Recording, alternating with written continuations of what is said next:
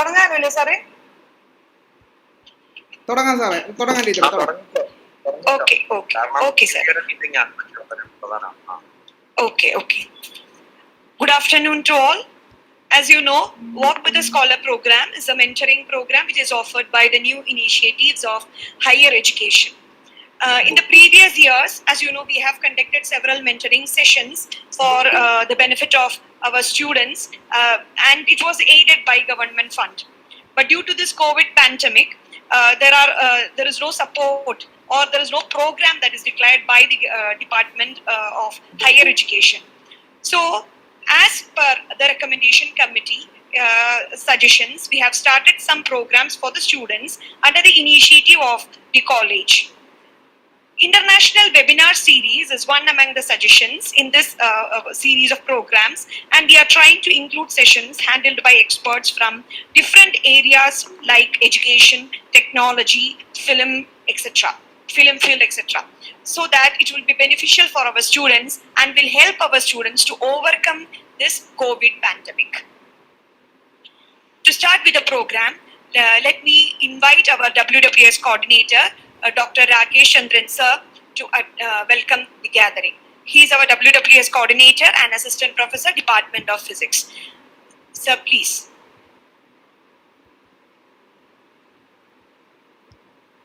Thank you, Bindu teacher. Good evening to one and all present. Hope I'm audible to all. So, respected chair of the meeting, our principal Untitled Chapter, our chief guest Sajjid Balolia from Britain, our vice principal Dr. Anil Kumar sir, Senate member Rajiv Kumar sir, IQAC coordinator Parameshwaran sir, Prabhakaran sir, and my dear mentors and my mentees, other teaching staff and non-teaching staff.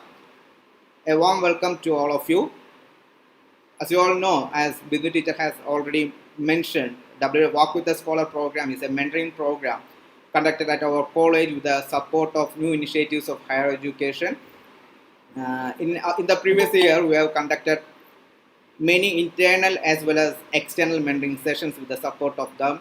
But unfortunately, due to this COVID-19 pandemic, no programs have been declared so far. So the recommendation committee of WWS have convened on 28th October and suggested to include some activities for our students.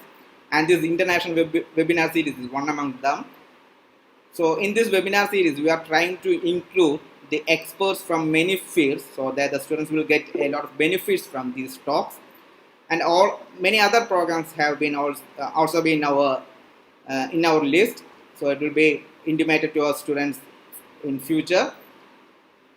So I hope these webinar series or the talks will be beneficial to your life experience and how to grow as an individual. So with these ways, I would like to come to my duty. So our principal Untitled Chapter sir is here. As you all know, he is the main driving force behind all the activities which is going to be conducted at our college. He is the head of the recommendation committee of the WWS program, and he is always there to deliver the suggestions, recommendations, and he is a good academician also. So with his support, we can conduct all these programs. So with these words, on behalf of WWS S.D College and on my own behalf, I would like to welcome you, sir, to this program. Next, we have our chief guest, Mr. Sajjid Balolia. He's from Britain. He's a UK diplomat working in British Embassy. He's a good friend of mine. He's a veteran traveler also. Moreover, he has traveled more than 80 countries. So that much of travel experience is there in him. So I hope he's a good individual, a good human being. Some of his ancestors are from Ran of Kutch, India. So he's fond of our Indian culture, Indian food. So I hope his talk or his information will be beneficial to our students. So he's the right person to start with our international webinar series. So I'm very much happy to welcome my dearest friend to this program. Welcome Sajjid sir, and he will join soon. And next I would like to welcome our vice principal Anil Kumar sir. He is a good mentor. He is the senior most teacher in our college. He is always there to give suggestions like what are the activities that are required to do for getting for the betterment of students community. So we are always there to receive his suggestions. So I would like to welcome Ankumar sir on behalf of WWS program and on my own behalf. Welcome you, sir, to this program. Thank you. Our Senate member, Dr. Ajay Kumar sir, is also here. He is always busy with the admission procedure in our college. He is the voice of our college in the university. He is always there. He is acting as a bridge between the teaching faculty of S.D College and the University of Kerala. So on behalf of the WWS committee and on my own behalf, I welcome you, sir, to this program. And I hope he will join soon. And our IQAC coordinator, Parmeshwar sir, is there. As you all know, IQAC is responsible to conduct all these kind of programs in the college, or to encourage the teachers to conduct these programs. He's a visionary leader and he has many ideas to what are the things that need to be organized in the college for the betterment of the student community. So on behalf of WWS and on my own behalf, I welcome you, sir, to this program. Parmeshwaran sir. Thank you. So Prabharan sir is there to propose the vote of thanks. He's a great mentor, a great teacher. So he's the senior most mentor in WWS program. So we are receiving suggestions from his side. So on behalf of WWS and on my own behalf, I welcome you, sir, to this program. And Prabharan sir. And Thank you, Raj. Next, our WWS mentors are here to support this program. So I welcome all the WWS mentors, which are the real backbone of this program, and my dear students. And they are the real consumers of WWS activities. So I welcome all the WWS mentors and students and all the teaching and non-teaching staff of S.D College. And also this program is available in YouTube live also. So I welcome all the participants who are viewing this program in YouTube live also. So with this way, I welcome you all again to this program. Thank you all. Over to Bindu teacher. Thank you, sir. On behalf of the WWS and S.D College, I extend a warm welcome to you, sir. Rakesh, sir. Thank you, teacher. Thank you. Now we move on to the presidential address. As Rakesh sir has said, Unnikrishna Pillai sir is always with us for all our programs. Last 2 days he was there with us for our international symposium also. A highly inspiring personality. I welcome you, sir, for the presidential address.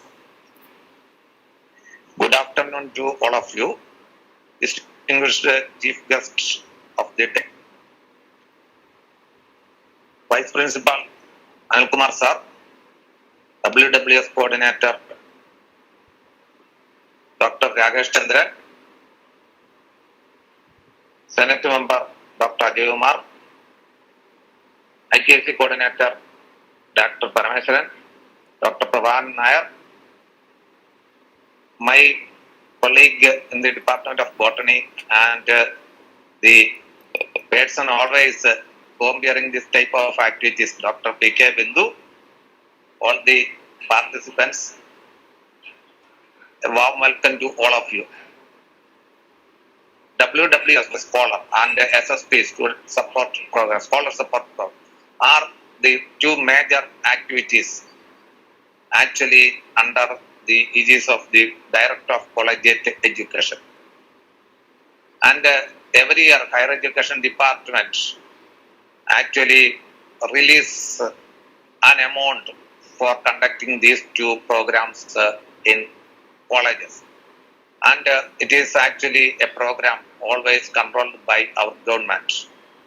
But due to this COVID-19 pandemic, this year, since there is no regular college classes and students are not coming to the college, and almost about 8 months over. But still we actually contact the students, even though no classroom teaching or regular classes, contact through this online webinar series or symposium or other means. Anyhow, we contact the students through the online platforms. where there are different kinds of online platforms available for the students. We conduct several programs, organize several programs with these platforms. Just after a post-graduation or a graduation from a college or a university, is not the sufficient criteria for developing the knowledge of a student. In order to acquire the knowledge or to get acquainted with the surrounding knowledge transmitting areas, they should be exposed to various kinds of knowledge available resources, and students can be exposed to various kinds of scholar supporting programs, and WWS is actually such a body that actually enrich the students with the scholarly ideas. And a scholar is actually a person who can contribute something to the society, or a person who is acquiring something from the society. And in order to enrich the students, the government actually conduct these programs, especially for talented students. This is highly essential in higher education. In higher education scenario, even many students, they are shy or they are not exposed properly, so that in their course of action or after graduation, they cannot disseminate ideas properly, or they cannot interact with the society properly. And an education does not mean that it is only a course to get a degree certificate. But in addition to a degree certificate, they should have a thorough knowledge in various aspects. Without such knowledge, a person cannot become a scholar. So this WWS and SSP, Scholar Supporting Programs, they actually enrich the students with this type of scholarly programs. And even though there is no classroom or direct face-to-face interactions, but through online, we can definitely enrich the students. And this online way is now successful everywhere in the world, and even in our country or even in our state, these programs are going on successfully. And I really congratulate Dr. Rakesh Chandran, the coordinator of WWS, for organizing this program. And I actually wish all the success to the program. I also wish all the participants, especially students, to get, definitely they will get more ideas from, or more knowledge from this kind of program. I wish all of you a grand and very important function like this definitely enrich your ideas or your knowledge. And Rakesh Chandran already told me that he is also going to organize several programs of this kind. Anyhow, with this presidential this words, let me conclude my talk, because I have to attend an urgent meeting of the collegiate deputy director at 2:30 itself. So let me to conclude my talk and excuse me for not continuing with this inaugural functions, because that meeting is also very important. Thank you all the listening. Wish all the success to the program. Thank you all. Thank you, sir. Thank you very much for your inspirational words. Now, I request Dr. T.R. Anil Kumar, sir, our Vice Principal, to address the gathering. Sir, please. Good afternoon, all. Respected Principal Dr. P.R. Unnikrishna, dear Rakesh, WWS Coordinator, dear Chair Member Senate, dear Parameshwar, IQSC Coordinator, dear Prabhakaran, dear Bindu, and the resource person, Sri Sajjid Balolia, and my dear students and my friends and my colleagues in the college. First of all, I congratulating Dr. Rakesh Chandran for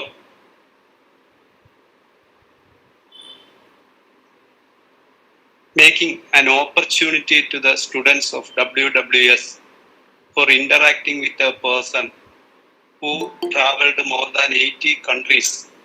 And he's also not a simple person. He's a person with a British diplomat. And he's doing a lot of other activities related with the British government. Definitely, he has to enrich the knowledge or the information or the experience that he gained from his job as well as from the travel. Definitely, it will enhance the knowledge, how it relates with our daily life, how he adjusts his life with this type of traveling. Definitely, it is a new beginning to the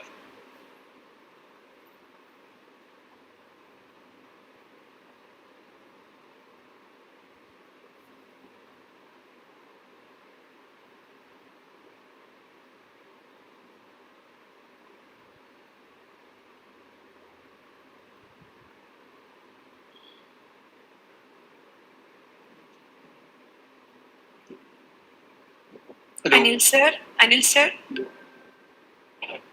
Yeah, are you not hearing my words? So last Sir, session it was mute, Mike. Last Okay. 1 minute. I am congratulating Dr. Rakesh Chandran for giving an opportunity to our students for interacting with a person with the person, Mr. Sajjid Balolia, who traveled more than 80 countries and he had an experience with British diplomat and he gave an enrichment to the knowledge of our student and he should definitely share his experience, his setback and his other matters related with his travel. Definitely, it is a benefit to the students of our college, and it's a new beginning to the students of our WWS and other related clubs activities.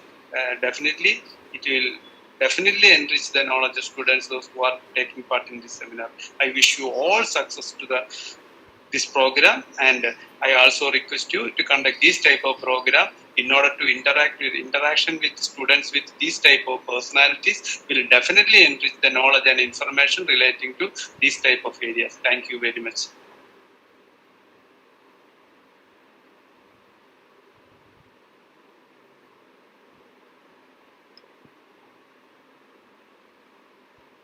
Bindu teacher. Hindu teacher, please unmute your mic. Okay, sir. Now can you hear me? Yeah. Yes, yes. Okay. No, I was saying, Anil Kumar sir, whatever he said was very true because our students should get an exposure to face their life with a smiling face wherever they go, whatever they meet with. Thank you very much, sir, for your inspirational words. Now I request our Senate member, Head of the Department Malayalam, Dr. S. Ajay Kumar sir, to address the gathering. Sir, please.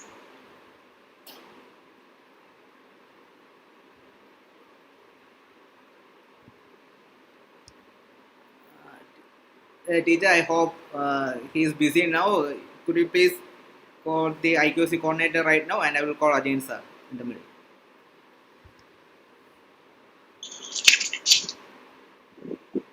Hello? Yeah, teacher, could you call Parmeshwar sir to deliver the felicitation? I think Ajay sir is busy. I am calling him. Okay. Okay. Now I request our IQAC coordinator, Dr. P.S. Parameshwaran sir, a very vibrant person, I always say that, a very active person, to felicitate the program and address the gathering, please. Thank you for the good words, Dr. Bindu. Respected Principal, Dr. P.R. Unnikrishna, Vice Principal, Dr. T.R. Anil, and our resource person and our chief guest, Mr. Sajjid Balolia, our Senate member, Dr. Ajay Kumar, and Dr. Prabhakaran. I am very happy as an IQ's coordinator to address a WWS program. So, in the last year, WWS team had done excellent activities, useful activities, and it is not limited to any academics, but it actually opens exposure to the students in the environmental as well as the social activities. Dr. Ragesh Chandran, coordinator of WWS, is a good organizer and also he proved as a coordinator. And Ragesh Chandran and his team have given this is a good opportunity in this COVID time to communicate with or interact with a vibrant personality like Mr. Sajjid Balolia. Okay, so I appreciate Dr. Ragesh Chandran and his team for giving a chance to interact with personalities. Actually, I think all these persons are self-made personalities. And the topic is actually my journey, a story of setback, comeback, and experience rather than the end travel. I think it is a real life story, maybe. Okay, that we can hear. Okay, anyway, I also thank the chief guest, Mr. Sajjid Balolia, to accept our invitation. So I wish all the success for the ventures of organized by WWS. Okay, thank you, Rakesh. Okay, for organizing this type of programs for the benefit of our students. Okay, thank you all. Thank you, sir. Thank you very much for your inspirational words. Rakesh sir, Ajay sir has joined. No, ma'am. He is busy with some admission procedures, and he has conveyed his message to our program. So that he is not at this time he is unable to join at this moment. So you can wind up the proceedings by vote of thanks. Okay. Now I am inviting Dr. B.R. Prabhakaran Nair sir, Assistant Professor, Department of Economics, to deliver the vote of thanks. Sir, please. Thank you, Mr. Teacher. Am I audible? Yes, sir. Yes. Okay. Respected chair of this program, Dr. P.R. Unnikrishna sir, principal of our college, chief guest, Mr. Sajjid Balolia, who is going to interact with our students and to deliver his experiences, setbacks, and all in his life. Then, Vice Principal Dr. T.R. Anil sir, WWS coordinator Dr. Ragesh Chandran, Dr. S. Ajay Kumar, our Senate member, then Parameshwaran sir, our IQC coordinator, all teacher mentors, mentees, then all staff and non-teaching staff, teaching staff and non-teaching staff of our college. Good evening to all. So it is indeed a great day for both WWS and S.D College. So we are taking a deviation from the usual type of programs. So now WWS could open a new path to learn through starting webinar series on sharing experiences of great personalities like Mr. Sajjid Balolia. So first of all, let me congratulate Dr. Ragesh Chandran S.D., WWS coordinator, for initiating this type of a program, and also Principal Dr. Unnikrishna sir and Vice Principal T.R. Anil sir for their help, and also to WWS monitoring team for this great effort. Let me move on to my duty of expressing thanks to all dignitaries. At the outset, I thank our Principal Dr. T.R. Unnikrishna sir for chairing this session and delivering the presidential address. Always his direction, he is giving us direction and support for all our programs. So I thank Dr. Unnikrishna sir. Now let me thank our chief guest, Mr. Sajjid Balolia, British Diplomat and Trade Policy Advisor, British Embassy, Dublin. He is going to join with us soon. So I express my sincere thanks for accepting our invitation and joining with us for this great event.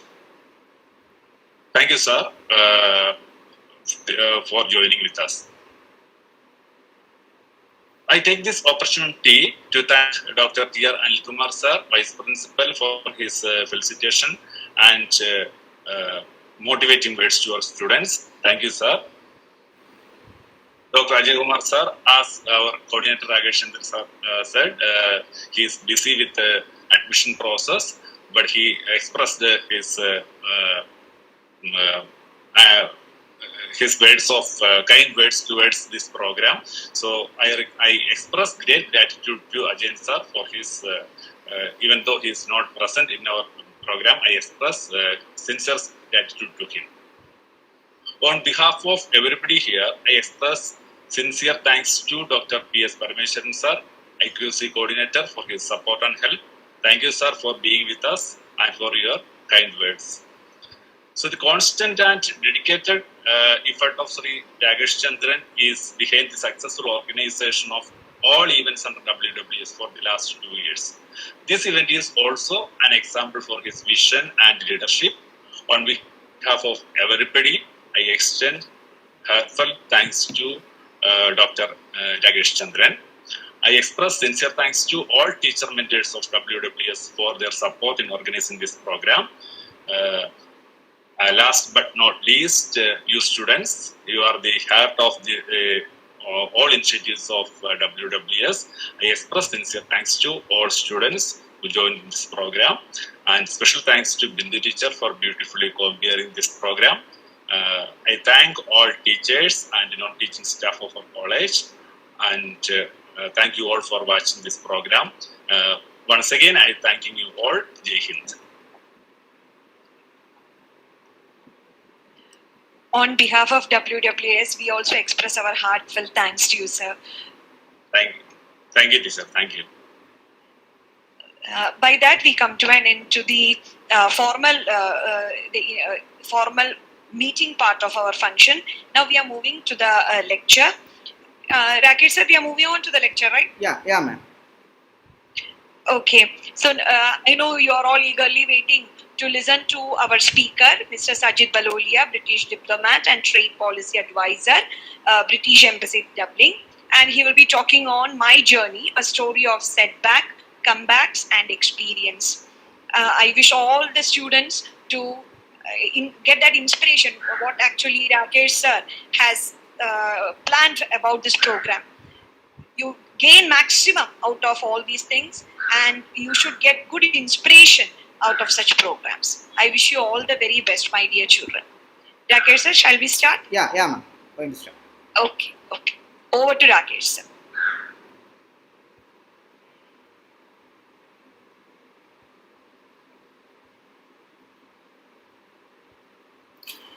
Hi there. My name is Sajjid Balolia. I'm currently the Trade Policy Advisor at the British Embassy in Dublin.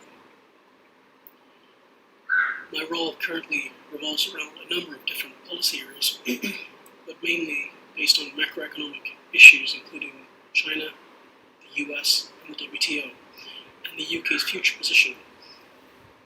In that context, around the Irish context, which is where I'm currently based, in Ireland.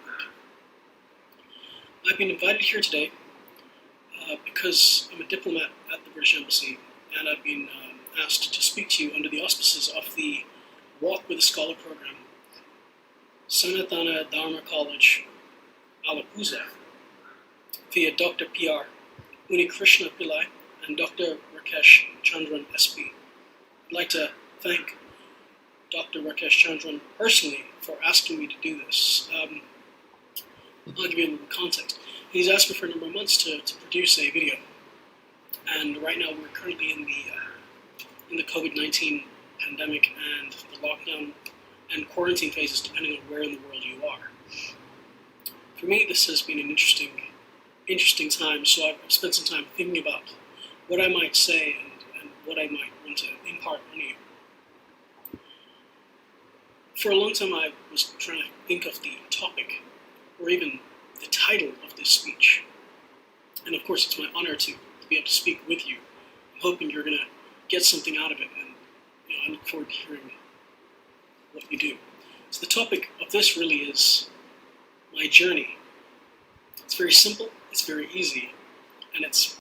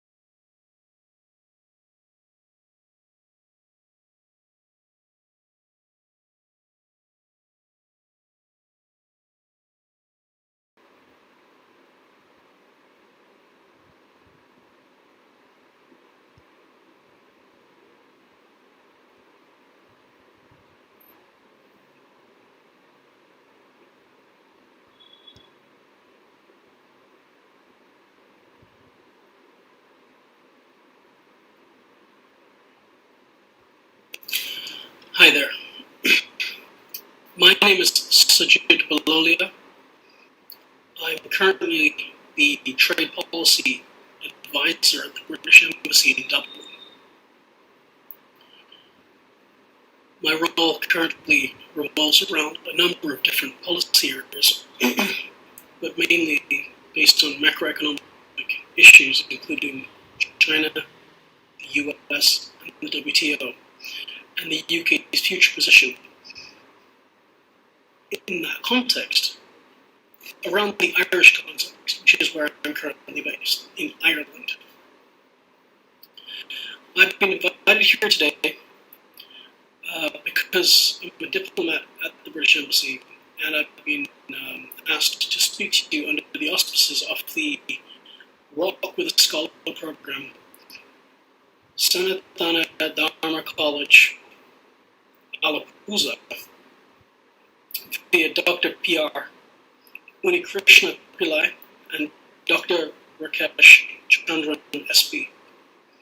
I'd like to thank Dr. Rakesh Chandran personally for asking me to do this. I'll give you a little context. He's asked me for a number of months to produce a video.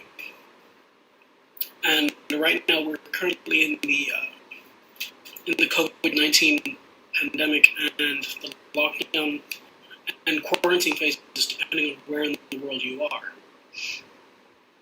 For me, this has been an interesting time, so I've spent some time thinking about what I might say and what I might want to impart on you. For a long time, I was trying to think of the topic, or even the title of this speech. And of course, it's my honor to be able to speak with you. I'm hoping you're going to get something out of it, and I look forward to hearing what you do. So the topic of this really is my journey. It's very simple, it's very easy, and it rolls right off.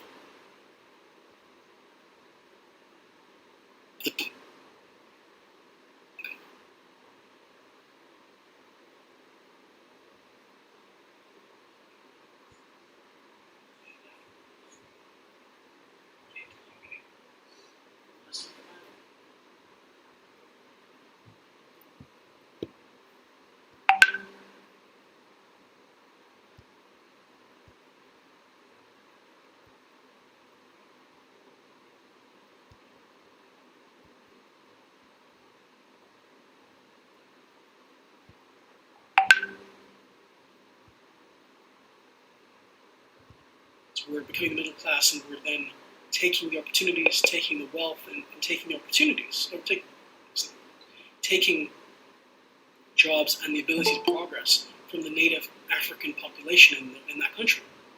And in those countries, there were waves of xenophobia across Tanzania and Kenya later on. So a lot of Asians left. My mother was part of that expulsion in 1972 from Uganda. So she left with nothing. Came to the UK with the rest of her family. And it's from that 15 years later, she had me. And it's an incredible journey. So I didn't start off in a wealthy family. My father himself was the youngest of 4 brothers. He has one sister who's younger than him.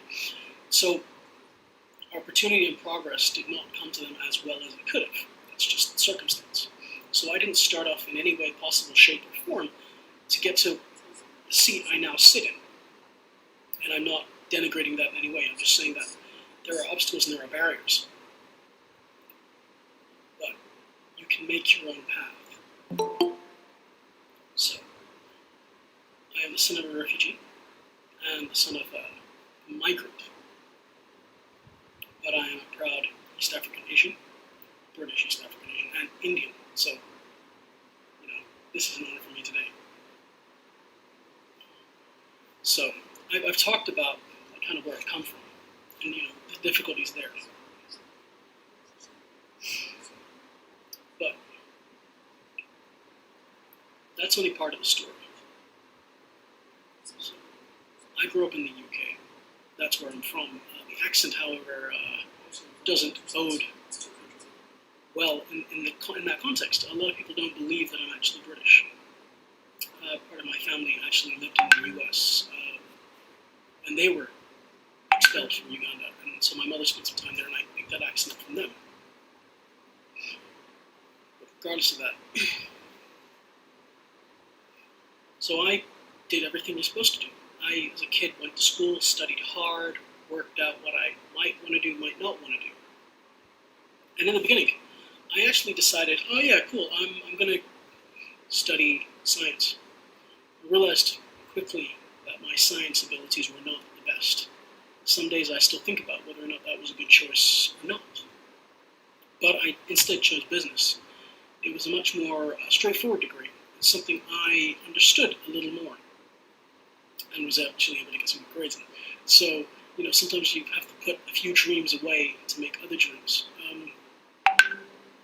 So I studied, I got my degree, and I graduated in 2009. Now, I'm sure a few of you think, wow, 2009. Yeah, 2008 was the financial crisis. Life was very difficult, and a lot of opportunities did not come anyone's way. So I was applying for a lot of jobs. One of the first pitfalls here is a wonderful anecdote that I'd like to share. So a family friend who was an industrialist as such. Now, we always think we should talk to our contacts, family, friends, see what opportunities exist.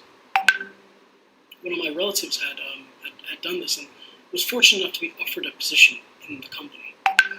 So I handed my CV in and had a discussion. I wasn't asking for a job, I was just asking for feedback, what opportunities there were, and if there may have been the chance to intern to get some experience so that when I did apply for a job in the future, elsewhere, I would have something on my CV or resume to show. The wonderful thing was, as soon as I handed it to him, he had a quick scan of it and he says, I wouldn't hire you at all, I'd never hire you. Look at you, you've got no skills, you've got no abilities, and to be honest, this is a terrible CV. Someone I would never even consider. It would go straight in my garbage can. Straight in the garbage can, huh? I didn't say much.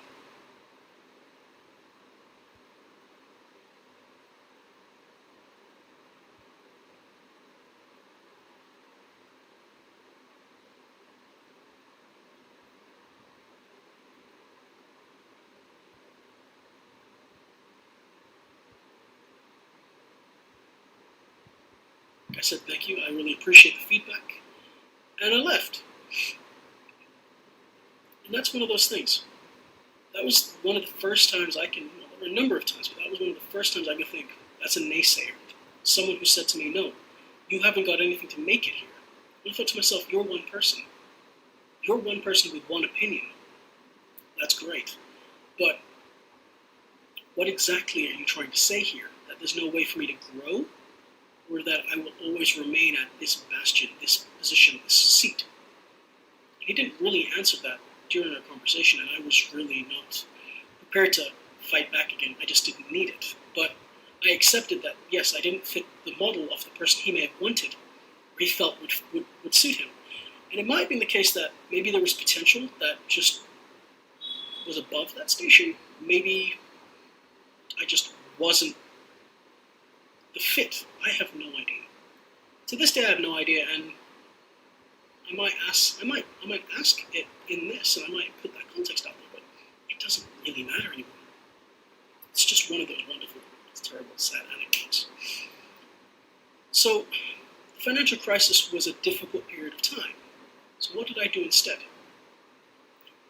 So, sometimes when I say don't follow the crowd, what I mean in this case is, where else can you get experience? Where else can you grow? Where else can you find passion? And the beautiful thing was that I was offered an internship, more of an internship / teaching post / volunteering placement in Ghana. Ghana, of all things. I mean, I'm East African of origin, but I had to go to Ghana, which is West Africa. I'd never considered it in my wildest dreams. But I applied for this program, and the beauty of it was government funded. sometimes opportunities just come your way. You just don't expect it. So it came. And I applied and I was given it. And I was like, wow, okay, I'm going to go to Africa. I'm going to go work with local people in various areas. What am I going to learn? What am I going to even do? Who am I going to be? Like, all these questions. What was incredible was it was an eye-opening experience. I took that opportunity and relished it. I sat there thinking about it, and it sometimes comes to me now. I'll tell you some wonderful stories. I didn't sit thinking I've got to get this job because that's the way life works. Actually, let me go do something. So Ghana was beautiful. I was put on a construction site working with local craftsmen, learning local craft techniques. So we were building bricks from the clay, from the concrete and the mud and so forth, and mixing that together was incredible. And building this building, we were working on supporting the development community center. The community center would be built long after I left because we weren't there long enough. I was there on a 3-month posting, but it was still something that was really cool. I remember one time I was chosen that week to be the foreman of the construction area, and we had to use certain mixtures to make bricks. And I somehow screwed up the mixture. I didn't make it properly, and as a result, my supervision of that had fallen. What did I learn from that? Well, you could either continue and let the bricks crumble when you make them, and stick them on the wall. They won't set. They will break. That is a day's worth of work lost. And that's not a good thing. Or, what can you do? Hold your hands up. Be honest. So, I held my hands up and I told them, hey, I messed this up. I think we need to do this again. Let's start again on this one area. Rather than getting lambasted or shot or in any trouble, it was more about the fact I was honest. And that's one of the things that I learned here is, always be honest. If you follow a crowd, and sometimes you're fearful of telling the truth, even if it isn't pretty, it isn't something that everyone accepts or understands or wants to hear. Sometimes you have to say the hard things because they have to be said. If you don't say them, sometimes they go unnoticed. Sometimes you don't make the progress you want to make. Sometimes you just have to have that conversation. I'm sure someone will have the conversation with someone later on saying, this guy is babbling on and he's not making any sense. And you know what? That's an honest conversation. You can say that. That's truthful. I am giving you permission. You don't need my permission, but if it validates it, please go ahead, do it. But don't be disheartened. Sometimes things don't go your way. They might be minor, like screwing up some brick making cement. That happens. Or someone will tell you you are worthless. But don't let it define you. So, yeah, sometimes you can be honest, a little too honest, but it's better to be true to yourself than anything else.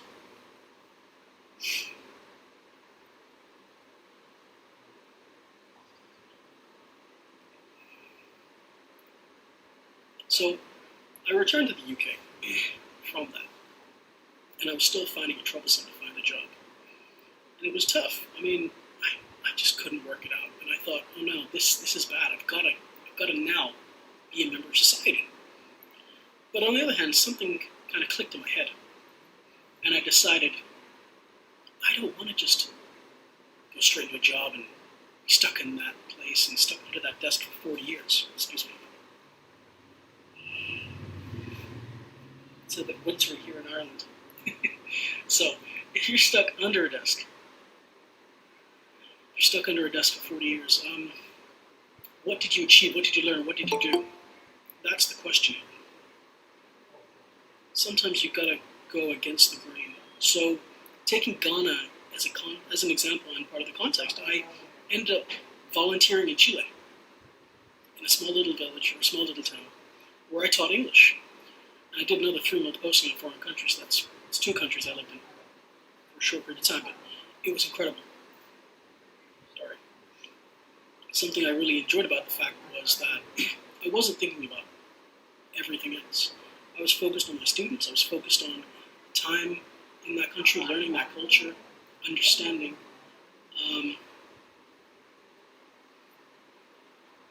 And while I was there, I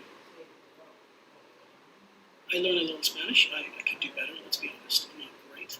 Pero necesito practicar más. Es imposible porque estoy un poco flojo. Pero anyway, I'll stop trying to impress you guys. That's not the issue here, right?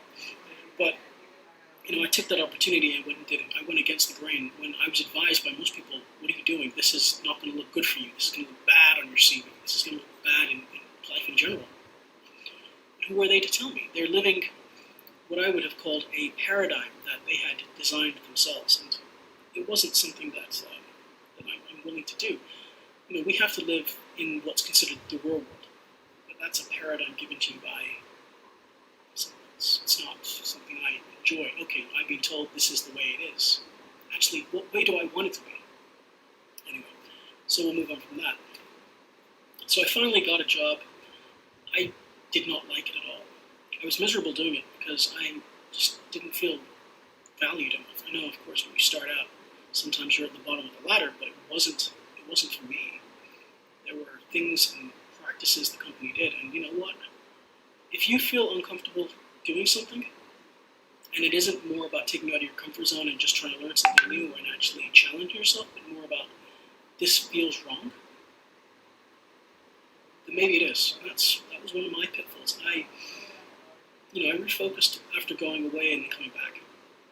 But one thing that I had a mantra of was trying to chase the money, and I've learned on 2 occasions don't bother. The first was I was in one job where I was very unhappy and not enjoying it, and I was forced to do like overnight shifts. Okay, maybe that sounds normal in some places, but when you're the one doing an overnight shift that's been planned 3 weeks in advance because the team think, oh yeah, no, we're gonna not bother doing our work.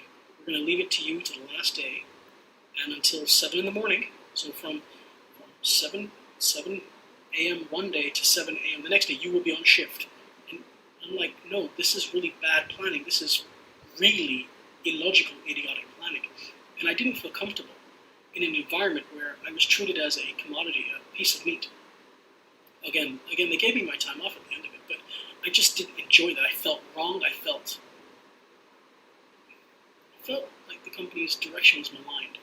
And it didn't fit my ethos. Of course, sometimes we can't just walk away from things. But an opportunity popped up, and I moved. And one of those things was, it had a little more money, a little more structure. On paper, it looked good. But yeah, I chased it. Did I chase it for the right reasons? I don't know. All I know is that once I got there, everything that was promised to me wasn't the case. So, you can look a gift horse in the mouth, or you shouldn't, that's what they say, but sometimes you have to, because you need to make sure you're actually getting the right deal. And unfortunately, it didn't really work out. Within 3 months, or less than 3 months, I was miserable. I was more miserable in the first place, and I realized this is what I want to do. They were not happy, and they were just treating me like a dog. Every day I'd walk in, my heart would sink.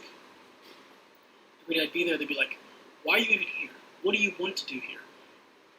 This company's about making money. It's not about developing you. It's not about how you feel. It's about money. And at the end of the day, if you're not making money for us, it's pointless you being here. And every day they would try to wear me down. But here's the thing. People will wear you down. They will try as hard as they can. But here's the one beautiful thing about that. They will push. They will bite. They will claw. But you have resolve. Life is not always going to be easy. There will be tests. And some tests are worth walking away from, and some are worth fighting. And in this case, they pulled the trigger, and I pretty much said to them, this isn't for me. They're like, we kind of feel the same, and we walked away from each other. Oddly enough, I'd received an email the day before asking me if I wanted to intern in Slovakia, or at least apply for it, or interview for it. So I called them back saying, look, I'm sorry that, my circumstances have changed. I would happily come talk to you guys. They said, great, come on over. We'll see you next week, Wednesday. So I had a week to prepare. It was awesome. So I went, did the interview. Then they messaged back saying, oh, I'm sorry, you failed. What? But here's where it gets strange. A week later, they said, oh, congratulations, you're on the program. I'm like, huh.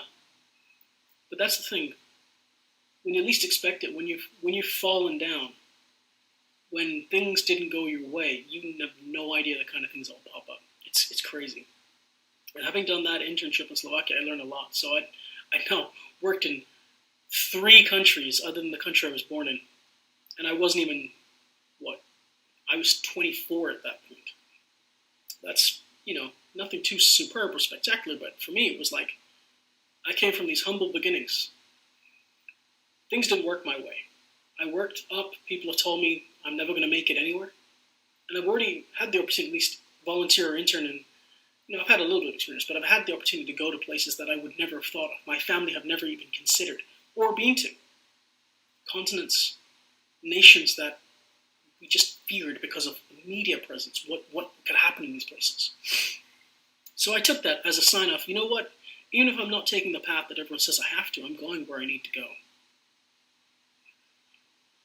And so the civil service came calling.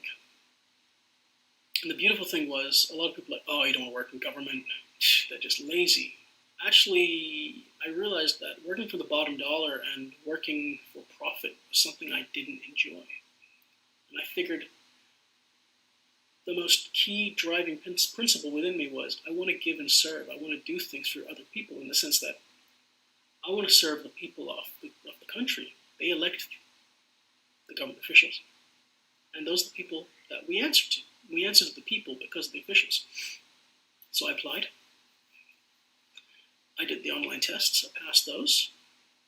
I did another set of online tests and did some physical tests in an office. I passed those. I was then invited to an assessment center. I went. Of course, I passed, but it was a very challenging assessment center. They would give you an assessment where you were in a group, one where you had to write a policy and then explain it to your senior manager, one create a written policy, and the fourth one was something along the lines of making the right decisions, and you were tested on a computer as to how you would actually do something. There was also a face-to-face interview, and it was a very nerve-wracking day. But I realized from that moment, actually, you know what? This sounds amazing. This is something I really want to do. I don't want to just, help some fat cat become rich. Please do not quote me years later saying that, because who knows where I'm going to be in years from now. That's the thing. I don't know where I'm going to be. I don't know where any of us are going to be. But I'm being honest. I mean, at this point in my life, it was about serving, then and now. So I passed that, and then I was invited to a final interview, like a really tough panel, and I went through it with flying colors. Now, for a long time, I've always wanted to be a diplomat. At that point, I'd been like, okay, I want to work in the international service or the foreign service. I want to support the country from abroad. But lo and behold, a barrier had come up. I was not in the diplomatic corps. I'd been put in the technology corps, which is a very domestic-based organization. I was going to be doing a domestic-based job. So, sometimes you might not find yourself where you want to be, but you'll find yourself close enough. Now, some people will be happy close enough and say, that's it. That's what I want to do. That's where I am. I got here. Cool. And to those guys, I say, cool. If you're happy, you take what you want. If you're happy, be where you need to be. And, if you have certain concerns in life, certain obligations, certain commitments, and you have to follow those, then I do not begrudge you in any way. If you're satisfied and happy, hey, the main objective in life is to be happy. That's how I feel about it. So for me, I was content to be where I was at that point, but I wasn't content to stay. So what did I do? I looked around. I spent 2 years in that job, working in different areas, but 2 years. Every day I kept asking the question, how do I get to the foreign service? How do I get to the foreign office? How do I get out? How do I go? In fact, colleagues of mine who knew me from that day in 2012, September the 17th, 2012, it's the day I walked into the Department of Education. They will tell you, the first question I asked is, how do I get a job in the Foreign Office? To this day, that's that's kind of funny. I find it quite hilarious, but lo and behold, I guess I was scheming long before I knew it.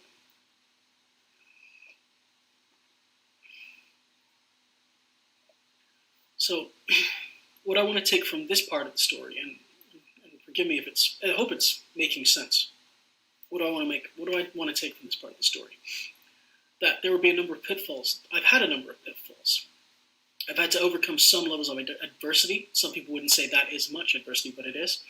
I've made a few calculated errors in the sense that I did jobs that I didn't want to, but even prior to that, I was still taking opportunities that existed elsewhere, even when I was advised not to.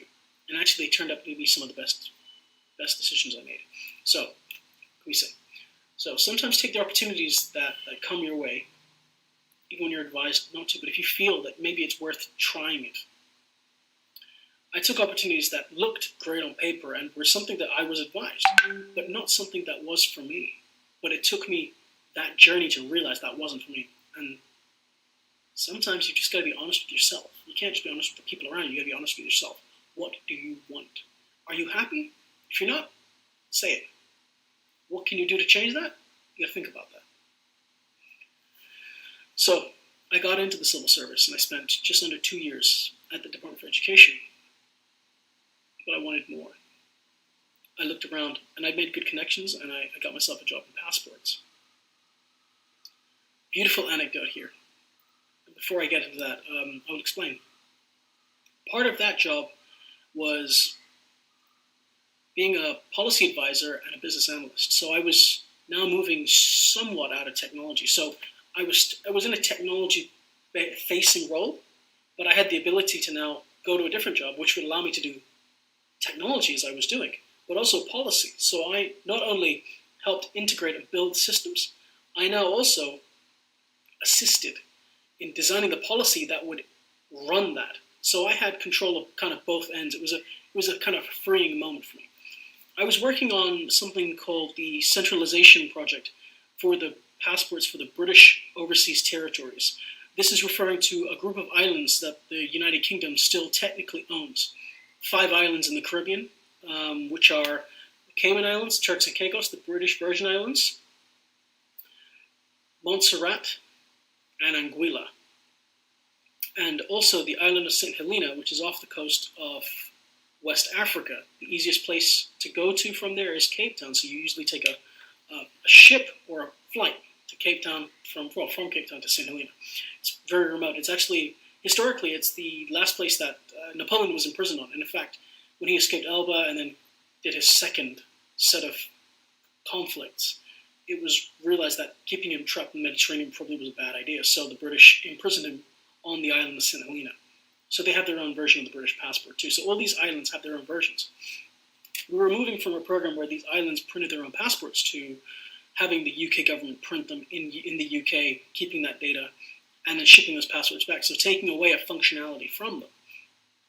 So the incredible thing was that there was the joint ministerial conference where all the premiers, so each island has its own premier, their technical prime minister. And so at one point, the passport office was asked to sit in front of the board. And this board included 6 countries, or the 6 islands. And, well, it included the 5 Caribbean ones and St. Helena. I think that was the first time I've ever sat in front of 6 prime ministers and had them just shout at us, lambasted us, and be very unhappy. It was a huge amount of frustration. 4 years of transition from printing their own to having us do the work for them and taking away their independence of that system was frustrating enough for them. It was the fact that they had lost certain functionality. The beautiful thing here was having them all shout at us. It was just incredible. My boss and my boss's boss sat next to me, and I just sat there thinking, oh my God, what are we going to do? And they made a point about something that they were very unhappy with. Something was really funny about this, that really popped out and really, kind of resonates here at this moment. Sometimes you can suggest an idea that may or may not work, or something that your boss may not like, or someone may not take much heed of. In this moment, however, with these guys shouting at us, the idea I had suggested about how to appease our counterparts in those islands was taken on board, and my senior manager, my boss's boss, or actually she was my boss's boss's boss. It's a very long chain, but she was pretty much the top dog. At that moment, she said, okay, fine, here's a solution we have. And she pretty much word for word outlined the solution I'd suggested, which she had poo-pooed 3 weeks earlier. It was a point of vindication. I think it was pretty funny. And so following that and having suggested the idea, I was now I was now leading a project in implementing that idea. So take it from me. From being told you can't do anything, to losing positions, to kind of interning and not making any money, to actually now being the guy who's going to save the reputation of your organization with your islands because, hey, hold on, we've just done something and you've come up with an idea, so now it's on your head. So it's kind of like a crazy curve. I'm pleased to say that we managed to implement the solution I'd suggest. I'm not going to describe that here. It's a very long-winded and not very interesting solution, but it was still something that no one expected to get the green light.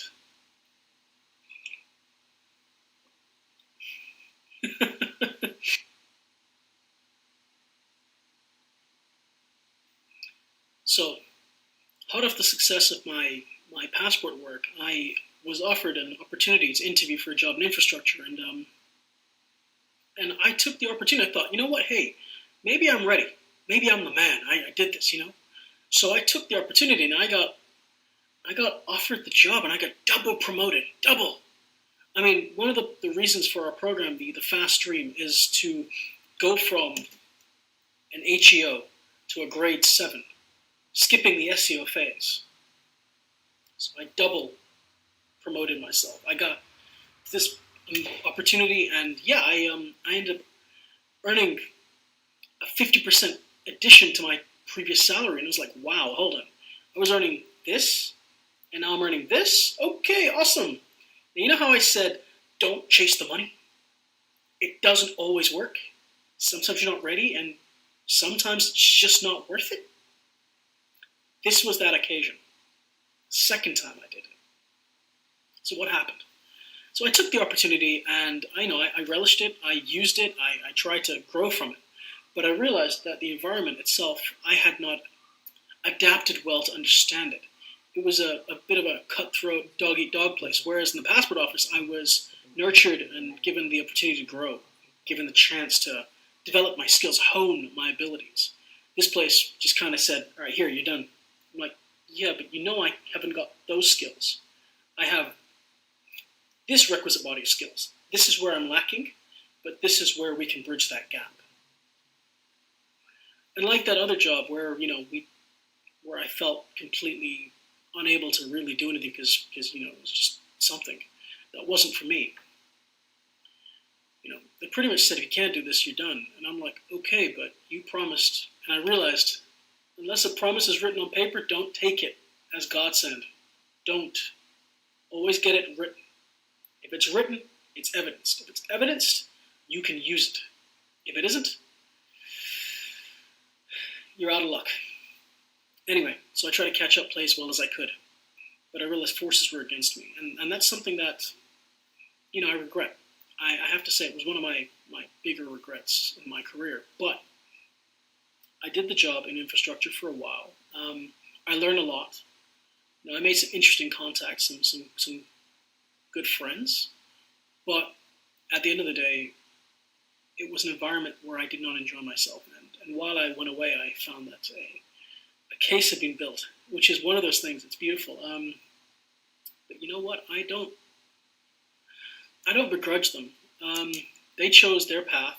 They decided not to talk to me, and I chose chasing the cash. And I should have realized that my heart wasn't in it for the reason that I was going to help, that I was going to grow something. That my first mantra was to make sure that I am doing something for the people. This job didn't let me do that. It's just like click a few buttons, get something done, do this, do that. And it was about funding and paying suppliers who were providing government services. And I was like, okay. I went from negotiating with prime ministers and supporting people to clicking buttons and funding millions of British pounds to technology suppliers. And I realized my heart wasn't in it. Maybe it was one of those things, but I've learned that you have to sometimes make mistakes. The mistakes are otherwise known as experience. Without mistakes, without taking chances, you will never have the experience to understand what went right and what went wrong. So, I did develop a few successes during that stint, but I spent 6 months there. And, I was actually there for 5 months. The 6th month, I was on vacation. And I came back and the room had become a lot more colder. People wouldn't talk to me. They wouldn't engage. And in fact, I hadn't seen my colleagues, my direct team, for a week. And they all seemed to be a bit strange with me. So I realized then and there that things just weren't right. But I was blind to the fact that what was about to happen happened. This journey has not been easy. But the guillotine fell down on my neck. And I was sent back to my job at the passport office. And my job at the passport office no longer existed because that project had been completed because of the work I did. Just really pleased about that. But I was put on a different project. And it's funny, from a double promotion back to where I was. How the mighty fall, some would say. But I guess in my case, I got a taste of something. It was nice, but hey, it wasn't for me at that point, and I have to accept that. I wasn't, then I was a little aggrieved, but now I'm not so aggrieved. I mean, the journey itself isn't about a straight line. Never has been. It's not like that. Journeys are like that. And even they come back on themselves.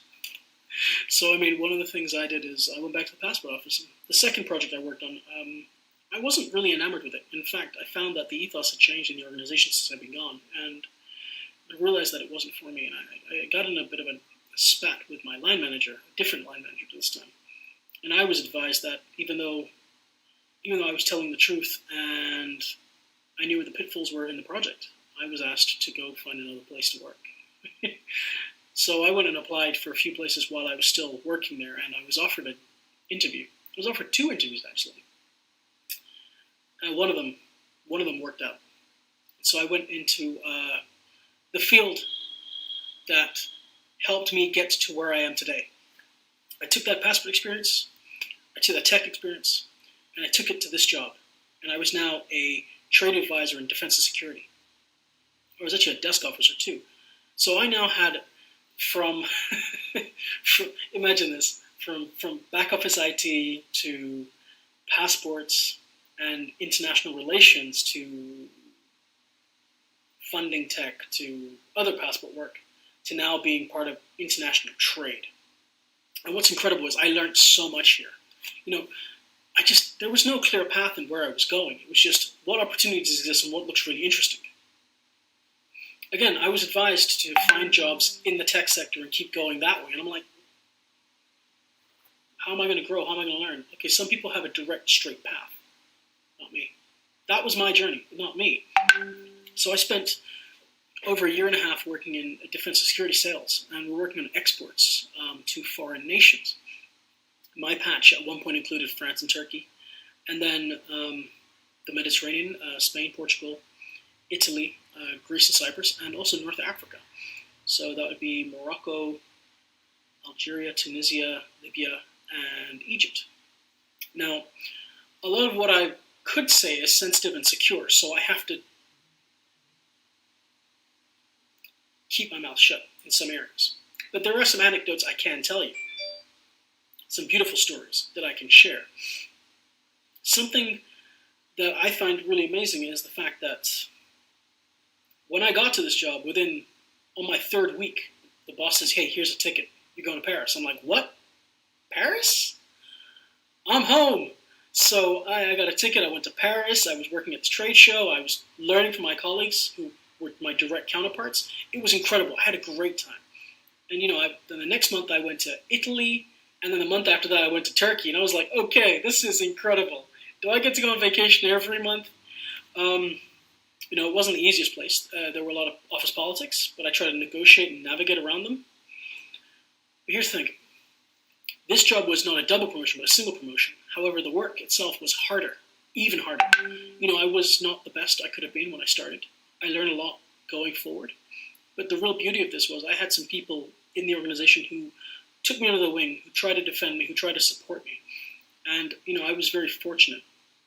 They fought my corner when certain people had asked, for the organization to be slimmed down and name some names. There were a number of people, but the great thing is that, I had some real supporters, and I did develop great skills and did deliver some amazing work. But I realized that actually, you know what, this is a wonderful area, but it's not going to last forever, and it's not always going to be me, for me. But what have I learned here? What can I take forward? So I applied for a job in India, and it was a job of the head of trade and the deputy head of mission in Chennai. And this is the reason I know your professor and how we met, because not through Chennai, but because I spent time in India. So I took the interview, and it was a job where I wouldn't just do sales or exports. I would work on, foreign direct investment from India into the UK, and also work on supporting British nationals in country. And it's like, this is the dream. This is my dream job. I want this. And I'm like, how did I go from here to here? So how did I go from 2012 to 2018, where I was offered the job and I went to India? 6 years, less than 6 years. It was 5.5 years. How did I go for 5.5 years from sitting at back office IT to now being the second highest ranked diplomat in Southeast India? That was insane. That's like, what the hell?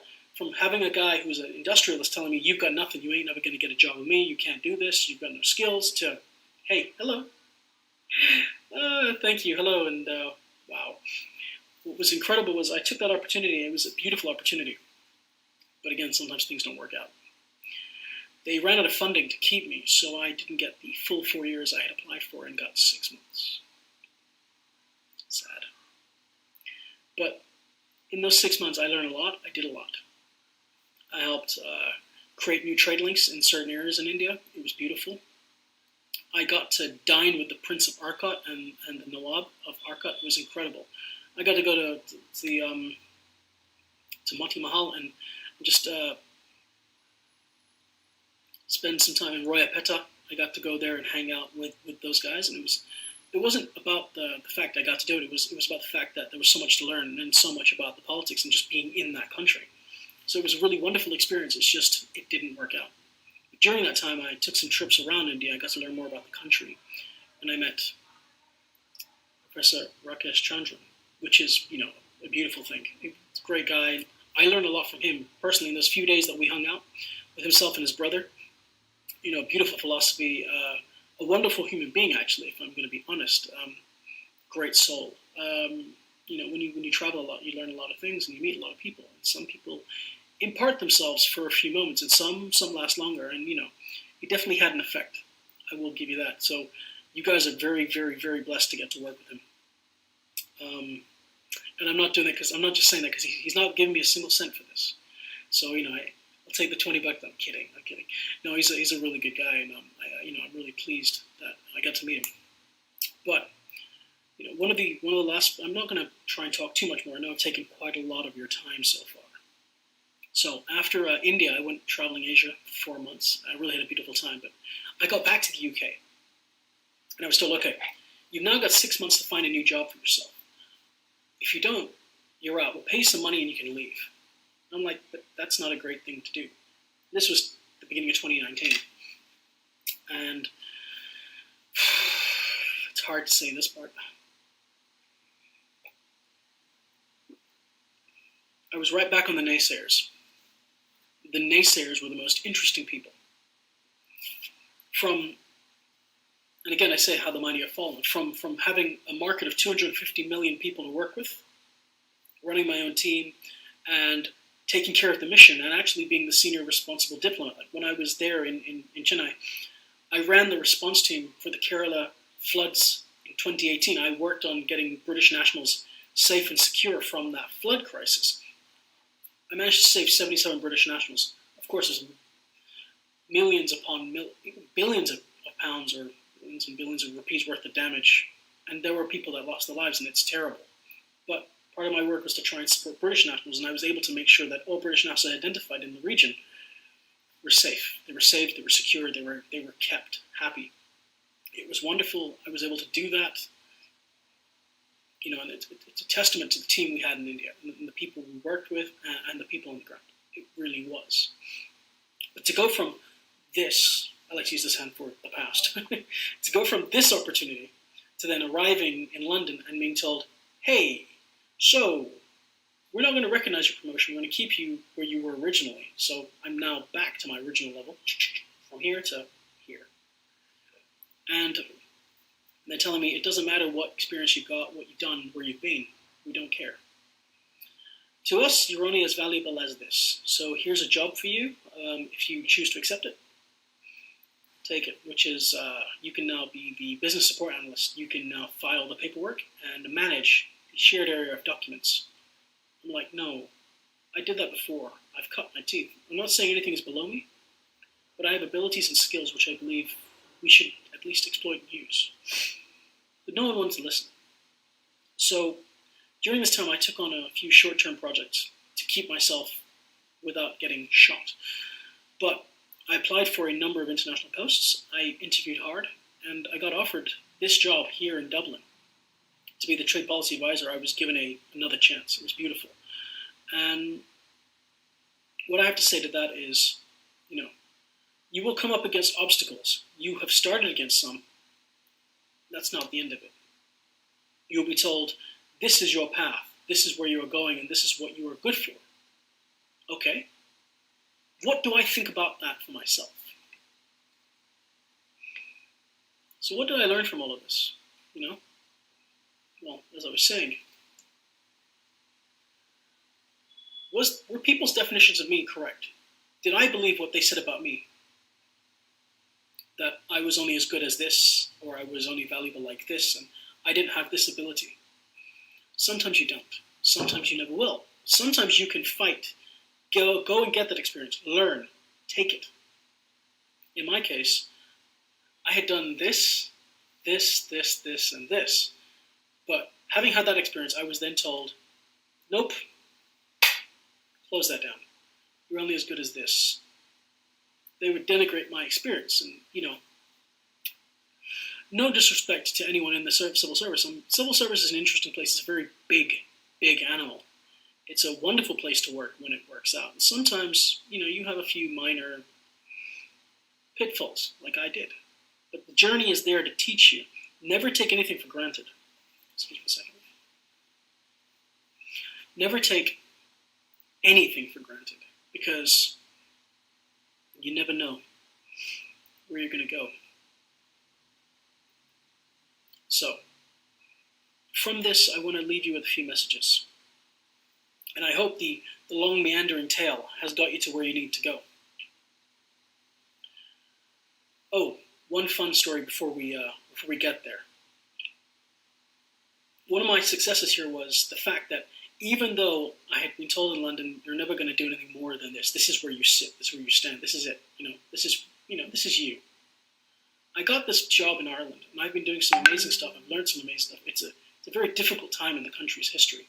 The relationship between Ireland and the United Kingdom is very difficult, based on the fact that the United Kingdom in 2016 held a referendum and voted to leave the European Union.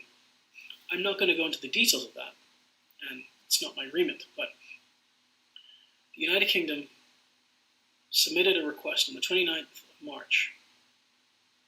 They submitted Article 50, which is the withdrawal mechanism from the European Union.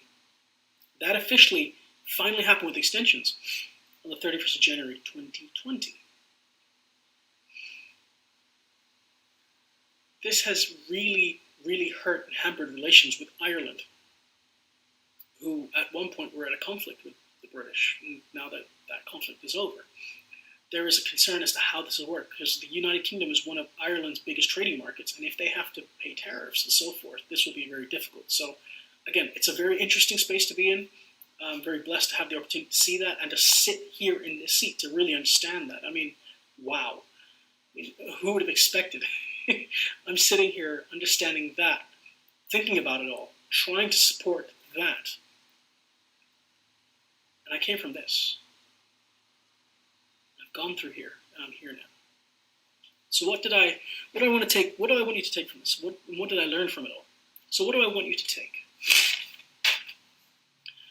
Not everything is going to go your way, and I'm sure you all know that. But there will be many days where things will go your way, and there will be days where it doesn't. Do not be disheartened. The journey is long. The story is still being written. And if it doesn't work, you can always reinvent yourself. What one person says is you are only this and you are only that. That is an opinion. You are more than the sum of their words. You were from the moment you were born, and you will continue to be, as long as you hold consciousness in this plane. Wherever you after that, it's a different plane, and I'm not one to impart my viewpoint. I believe we all have our views and our own beliefs. But you will have successes. You will have failures. But it is about how you come back from them. If they are failures, how do you continue going? And when you're successful, how do you stay humble to those successes? So my learning from this is I can have a vision, an idea. It may not always go the way I want it to. It may not have always been the way I planned it to. But you can and you will go on that journey. It is yours to go on. If a path is decided for you and you want to take that, go for it. If there is a path, however, that you're advised to take, but you feel is not right for you, don't follow the crowd if you can. If you want to do something, pursue it. Be brave, be bold, be young at heart. Sometimes it's not the journey you want. There is no correct way to do a journey, but throughout the journey there are ways of having resilience, of growing, of being. It's about that. Don't let anything get in your way. Don't let things hurt you. And if they do, take time to heal from them. Take time to grow from them. Mourn the losses you have to. But at the end of the day, rise up again. Go on that journey. Embrace it. The good and the bad. And if something does not feel right to you at all, it feels completely wrong, it is really causing you distress, then reassess it. Think about it. Take it. And if you have to walk away from it, walk away. But that is for you to decide. And if it makes sense to walk and it's better for your health, your mental health, your physical health, the health of your family, and for your well-being and your happiness, walk. It's the one thing I should have done a long time ago in some areas. But sometimes we have to take that journey to learn that lesson. I learned the hard way. But it means that I'm better prepared. Some setbacks you can't be fully prepared for. Things come and things go. But each time you become better at what you do. So, at the end of all this, I want to thank you all. I want to thank you for taking this journey down memory lane with me. I hope I wasn't rambling too much and I wasn't too fast. But what I hope you've gotten is the sense of accomplishment, of growth, of development. And that dreams can be made true. They can be possible. Not everything lasts. But while you do enjoy it and enjoy the ride. Work hard, stay safe, be happy, and above all, stay true to yourself. And this is what I can impart from you. I am Sajjid Balolia, Trade Policy Advisor at the British Embassy, Dublin. And I thank you for your time, and I bid you farewell.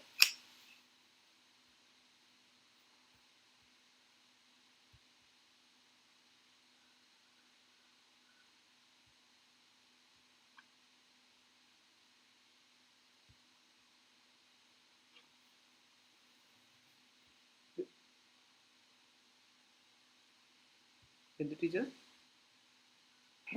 Yes, sir. Okay. Okay. So I hope in the middle and the beginning of the portion some audio problem is there. So after that, it was a nice session. I think Sajjid sir has joined. Sajjid, are you here?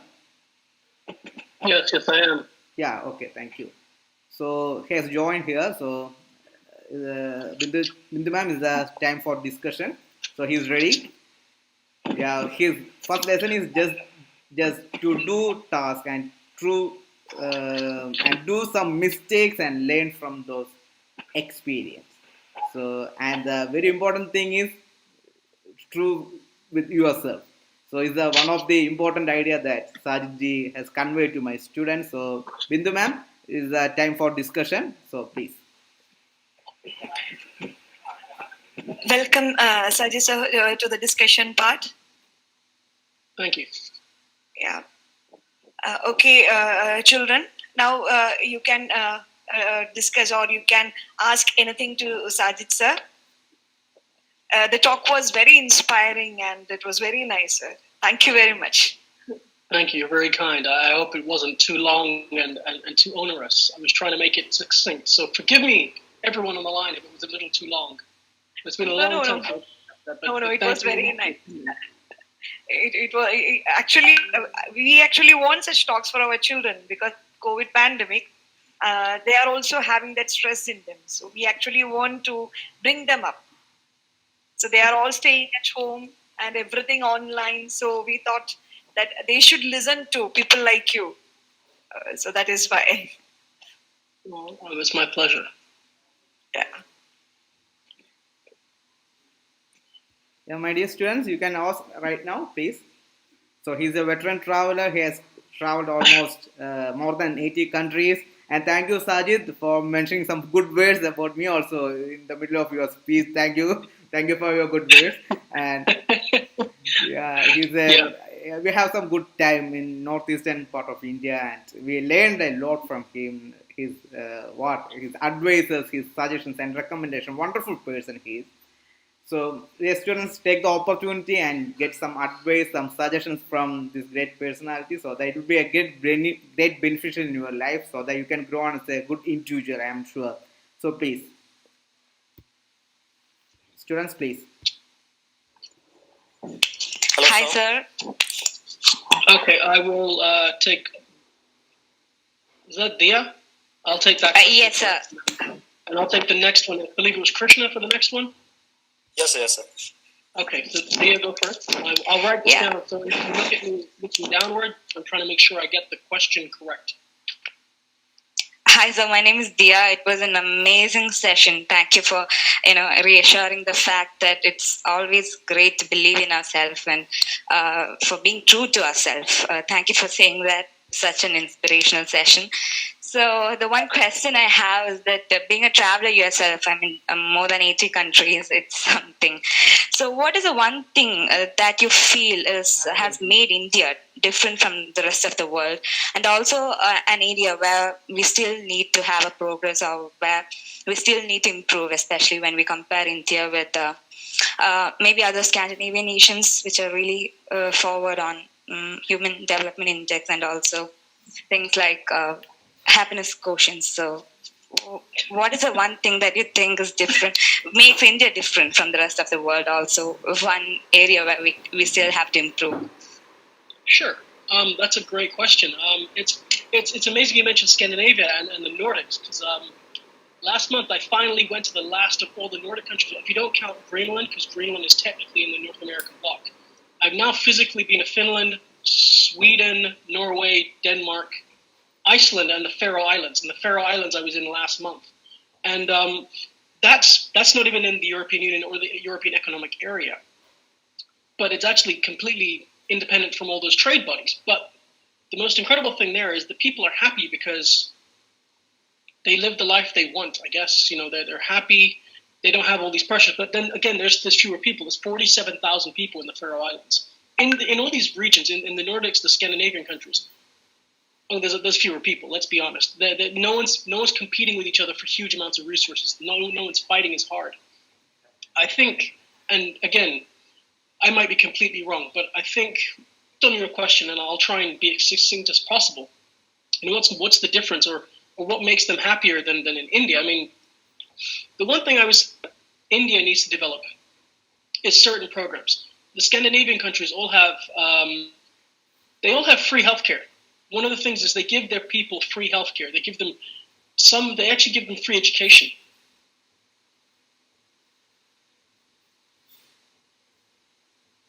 Liberal in that sense. And it's not about status or wealth.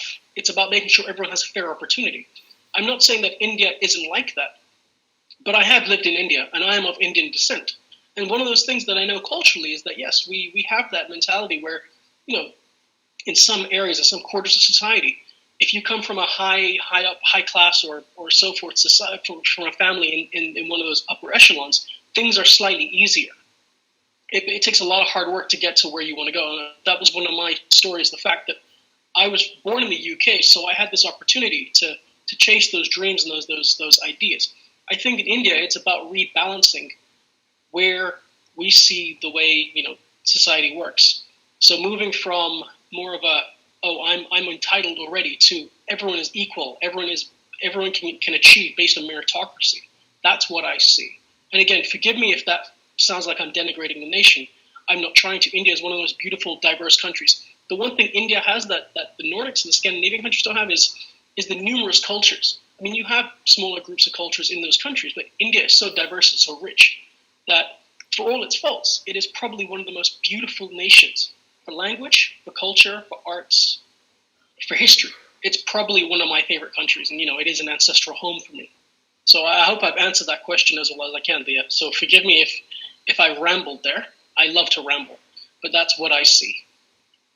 Thank you, sir. That was amazing. And again, thanks for the session. It was truly amazing and inspiring. Thank you, sir.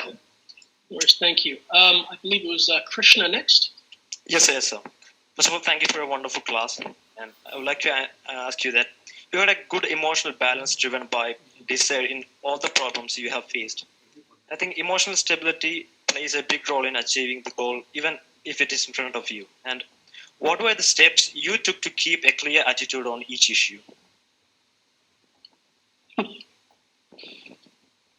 Oh, I really do put up a very good front. It's a great question, one that does test me quite a bit. I will admit, in my time, I think I mentioned in the talk, there were a couple of times where I chased the money rather than the job and rather than the opportunity, and those didn't work out. It wasn't easy. At those points, you have your low points, and of course, as I said, if things happen, mourn the loss, but learn from it, move on. Don't let it shape you in such a negative way. Let it show you and push you. So I think over time, I've tried to become more resilient. I think that's the one thing. You can't always hide your emotions. You can't always, not let them drive you. That happens. I mean, things happen in my career in life, and I've had emotional outbursts. I'm not going to lie, but it's just over time you learn from them. You think to yourself. Say, for example, if you send an email to someone and it's a very hot-headed email, there are two ways to look at it. One, you could write it and then not send it and then wait till the following day and read it again. Or two, you could send it with all its, emotional baggage. When you're in a situation, try to take away the emotion from that situation. It may hurt at that moment, but you have to look at it from an aspect of balancing. If I take the emotion I'm feeling right now, and I balance it out, what is the objective, rational situation I'm in right now? And that's probably the best way to look at things. I've become better at it. I won't say I'm the best, but if you can be as rational as you can when looking at something, even if it's going to hurt, you just have to be on a more level playing field. When you take emotion out of things, you are able to better attack or better go through a situation. I'm not saying be emotionless, but when you're, let's say, a lot of people in a room and you're trying to defend your case, emotion can sometimes play well, but a lot of the time it can hamper the argument you're trying to make. So that's my tip. Try to be less emotional when confronting it, but of course have those emotions, feel that, have it inspire you. But at the end of the day, remember how that felt and then move forward from it. I hope that answers that question. Thank you, sir. Thank you so much. No worries. I'm not sure who's next, so come at me.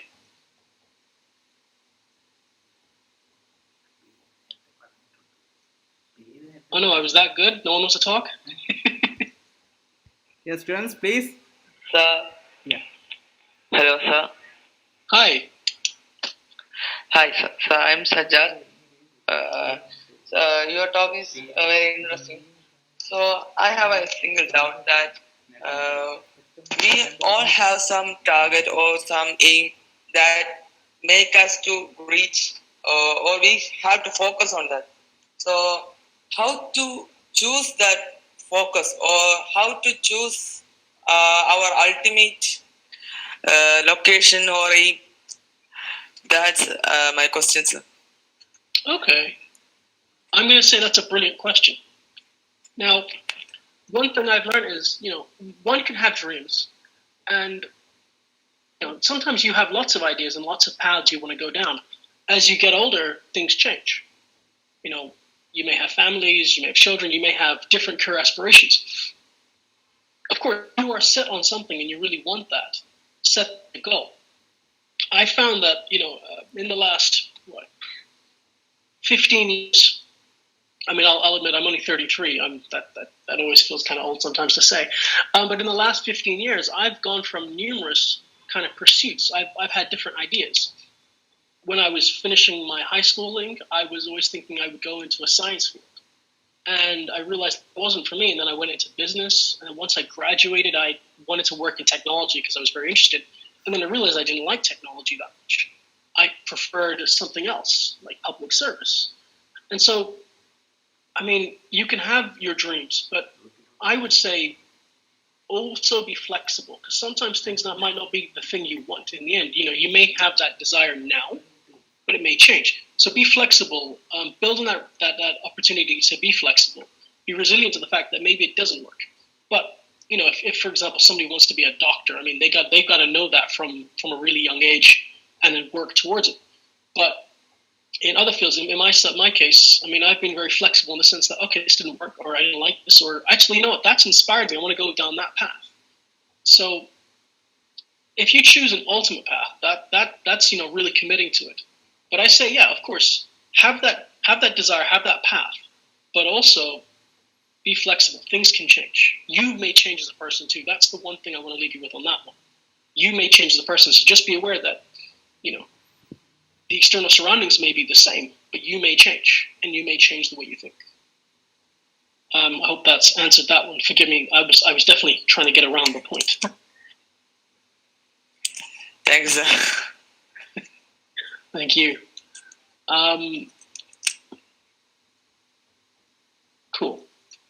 Any other questions?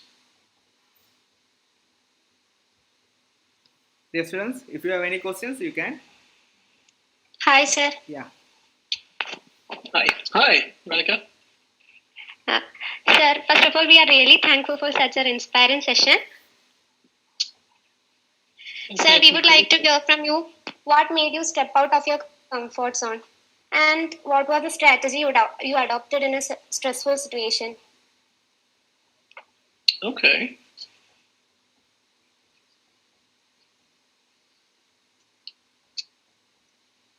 Let me just note that down. Okay. So what made me step out of my comfort zone, and what strategy did I employ? Well, I think I can come back to this example. I'm not sure if I mentioned it. So I was working in the passport office. It was my second stint after a really bad placement elsewhere in the government that that things didn't work out as well as I wanted. So I applied for a role in trade, and I'd studied business, so trade I knew a little about, but not so much. And this was trade in defense and security. And I went for it. I didn't have the major experience. I had some experience. So I just went for it and I applied for it, and I got given the job. The strategies I employed there were, okay, what does this job want me to do? And am I up for it? Do I believe in it? Is this anything I actually know? And I think, for the first 6 months, I was definitely trying to find my feet.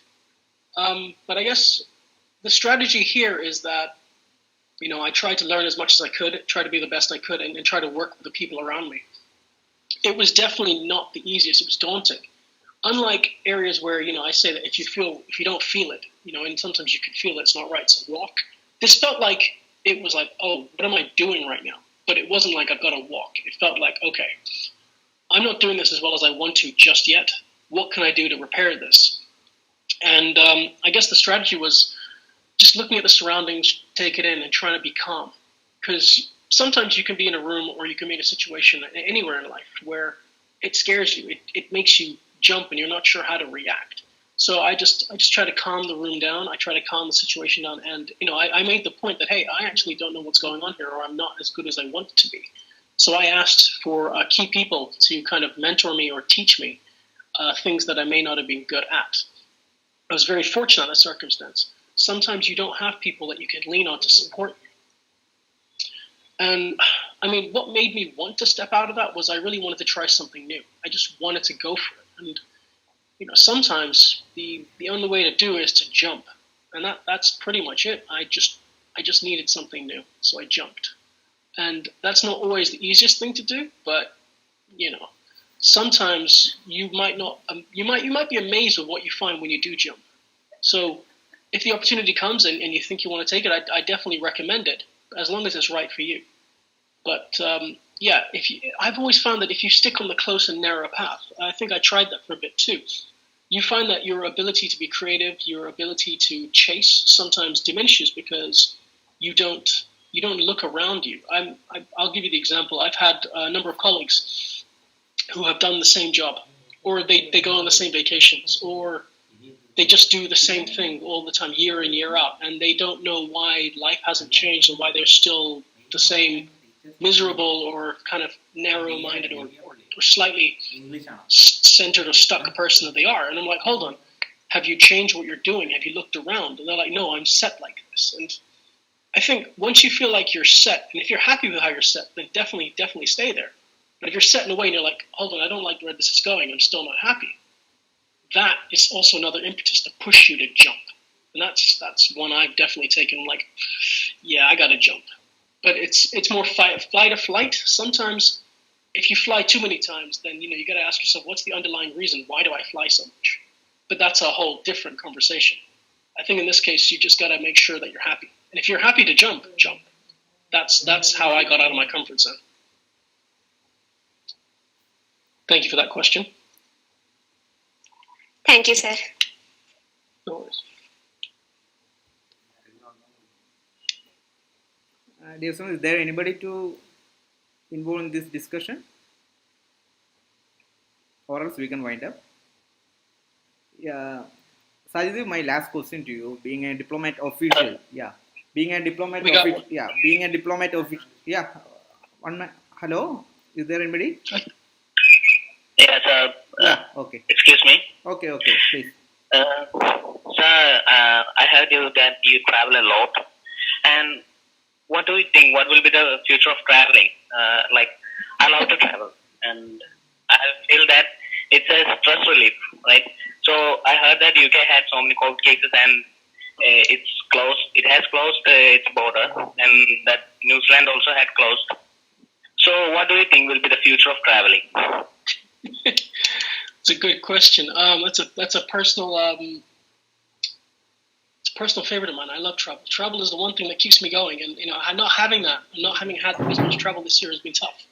So what do I think the future of travel will be? I think that the virus will be with us for a while yet. I mean, it's virulent. It exists. I think it's going to exist. I think it's going to take two differences. I think it's just more of a global perspective. If the virus exists, if we have a vaccine, global travel will continue. It will be as it was, except not completely. There will be some cutbacks in the airlines. There will be fewer flights. Traveling in the next couple of years may become difficult. Well, it won't be as difficult. It may just become difficult for those with huge resources, because I know a lot of small airlines have wound up.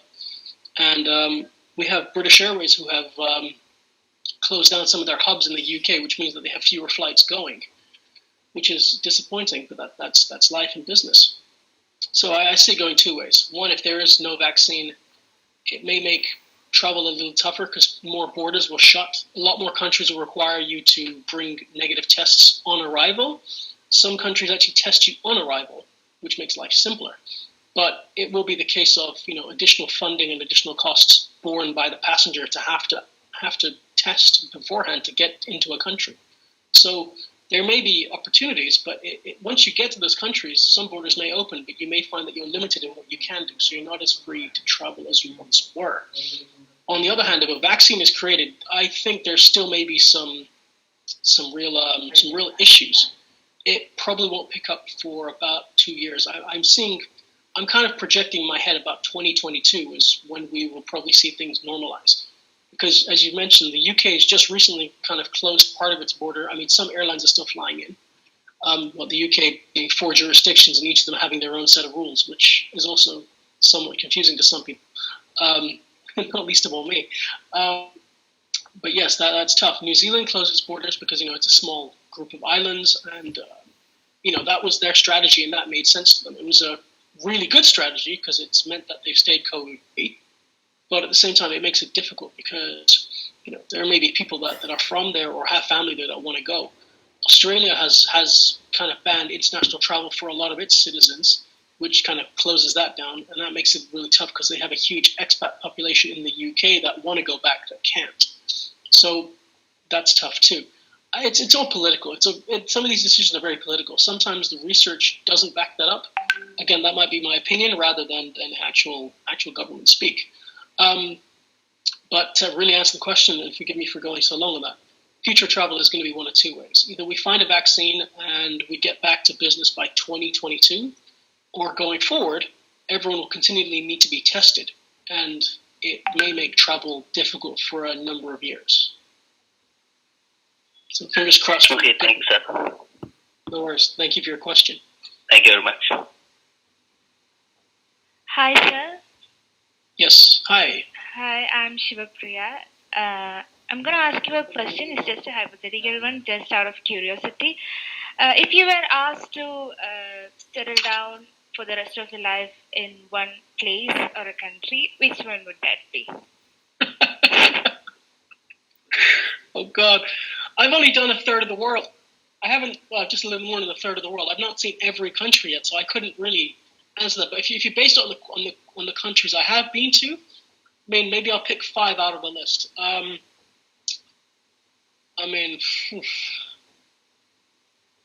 You're really testing me here. I'm of Kutchi origin, so Kutch and Gujarat. That feels like home. So I would definitely pick that as one place. I do love parts of Europe quite a bit, and there are some amazing countries there. I'll pick 4 more off the top of my head. So let's go to Latin America. So I visited Brazil. I loved it. I would pick Brazil, so that's 2. Singapore would be my third option because that's one of my favorite countries in Asia. I actually loved Australia, so I'll pick that as number 4. And number 5, I would have to say Portugal. Lisbon is one of my favorite cities. It's actually beautiful. It's clean. It's got some amazing history and architecture. And I think if I could choose one of those, if I had to choose a list of the places I've been to, I'd probably pick those 5. And as a bargain basement, 6th option, I loved traveling so much in Asia when I did that tour that I would probably have, just for fun. The Philippines was incredible. I would definitely pick that one too, so I'll pick 6. It's a tough question. I have always thought to myself, do I ever want to settle in a country? Do I want to settle forever? I do not know. Right now I live in Ireland, and that's for work. But that's a scary question. That's a great question, but scary. I've never really thought about where I would end up. I know for a fact that I don't want to end up finishing or continuing my career in the UK. I'm British. I work for the government. But I think for now, the UK isn't where I see myself being forever. I know it's wrong to say that sometimes, but I think as I was raised there, I think that there are so many more things I want to go see and do. And I don't think the UK is that place for me just yet. Okay, sir. Thank you. Thank you. Hello, sir. Hi. Hello. Hi. Hi, sir. I'm Pallavi. Hi. So my question is about world economy. So what do you think, will the economy come back to a boom if the situation go like this? Well, I mean, of course, there are a number of different. Great question. I'm not an economist by trade, but I'll try and answer it. But from what we've seen, there are some sectors that are really booming and some that are not doing so well. I mean, some of the reporting goes that based on the loss this year and the funding that the various governments in Europe have given to their people, the various furlough schemes and the financial incentives to continue to survive because they've lost their jobs. All the growth that we would have seen in 2020, if we continue on the trend and we find a vaccine to the virus, or we kind of curtail what's going on right now, all the growth from 2020 will be realized by 2021, early 2022. But there will be a lost year of growth. On the other hand, a lot of the money that's being funded by these governments to their people will require at least some measures of austerity. So I think to answer to get the short answer to a long point I just made, I think it might take it's not going to be as bad as 2008 and the financial crisis. It took many years to kind of get back from. I think it will take about 3 to 4 years for world economies to get right. Some of them have done better than others, but it will mean that the 2020s will have a small measure of austerity to get back into them, and that's my personal opinion. Again, I don't speak for the government on that behalf of that question. That's just how I see it. So yeah, I'd say by about 2024, 2025, we should be out of any financial hardship that we've seen because of it now. Yes, sir. Thank you for your response. No worries. Hello, sir. Hi. Sir, I'm Nandita. Hello. So, what do you think our Indian educational system is lacking? Is there any crucial element that should be considered? That is a tough question. I never went through the system. I have relatives that went through it, and I know that state by state the education is slightly different. I don't know if it's lacking or not. What I do know is that it's better than some countries in the region. I know that it's doing really well in some countries in some regions. I will admit one thing and this is a personal view, so if it doesn't answer the question, do let me know. The one thing I would say probably lacking is every time I travel to different parts of India when I lived there, I always saw these boards with all the top 10 students with the percentage grades they got. And I thought to myself, this is insane. And forgive me for being so blunt on that, where we pride ourselves, oh, this kid scored this percentage, and this one scored this percentage, and this one's at the top of the class. I'm like, okay, we should definitely celebrate academic excellence, but it shouldn't be the only way we measure someone's abilities and their future. What are the talents they have? Because you could be really good at remembering and reciting stuff, and maybe even making compelling arguments. But that's not the only way you measure someone's intelligence. Grades and numbers, that's probably where I think it's lacking. By putting such an emphasis on this is the best student by number, I think that's I was horrified by that. I mean, I'll take a point from Finland. The children in Finland actually don't go to school till they're 7, and they start at 7. They start slightly older because they get to be kids. They're not just, we're going to test you all the time. That's why the Finnish education system always comes up top in the world. You don't stress a kid by just giving them test, and test. That's not the only thing that you can do. I think that's what's lacking, and that happens in most education systems. When I was a kid, they tested me at 11, at 14, at 16, and 18, right? And it was always, you need to work towards the test. I think global education as a whole, needs to be rejigged. If not everyone goes to university, that's not going to be a bad thing, because, in the last couple of generations, we've been forcing our children to go to universities like, oh, yeah, we need a university education.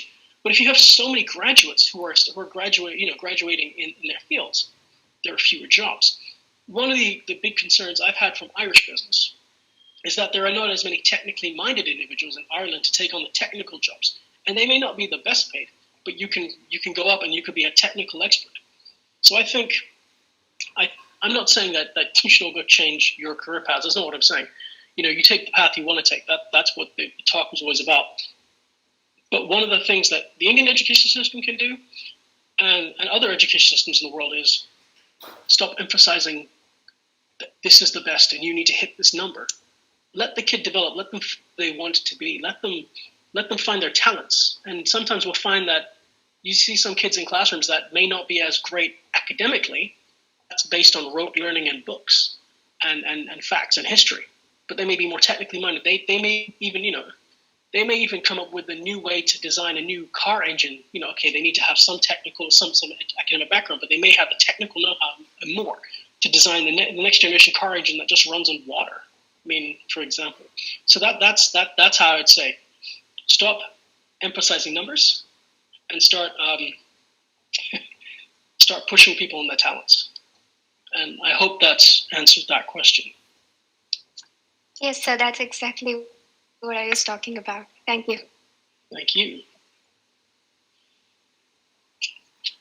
Any more questions? So hope. Sorry. What is the difference between traveling as a diplomat and as a tourist? Sorry, can you repeat that, please?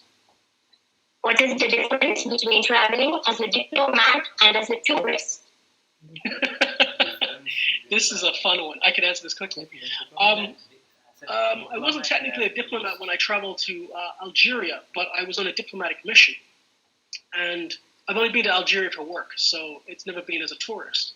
But when I went there for work, I was picked up in a military-grade vehicle from the embassy. That was wonderful.